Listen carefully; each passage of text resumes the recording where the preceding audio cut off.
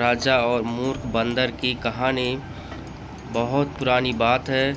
एक राजा के पास पालतू बंदर था। राजा उस बंदर पर बहुत विश्वास करता था क्योंकि वह बंदर राजा का भक्त था। बंदर राजा की पूरे मन से सेवा करता था, लेकिन बंदर बिल्कुल मूर्ख था। उसे कोई भी काम ठीक से समझ नहीं आता था। राजा जब भी विश्राम करता, बंदर उसकी सेवा के लिए हाजिर हो जाता था, उसके लिए हाथ पंखा चलाता था।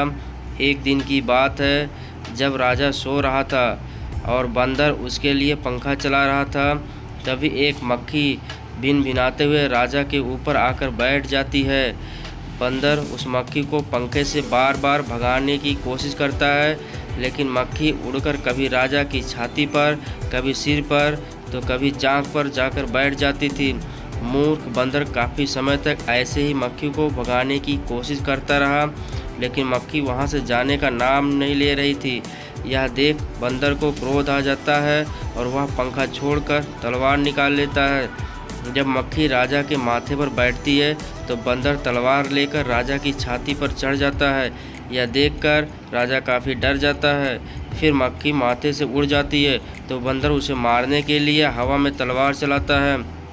इसके बाद मक्खी राजा के सर पर जाकर बैठ जाती है तो बंदर के तलवार से राजा के बाल कट जाते हैं, और जब मूंछ पर बैठती है तो मूंछ कट जाती है। यह देख राजा कमरे से जान बचाकर भागता है और बंदर तलवार लेकर उसके पीछे भागता है।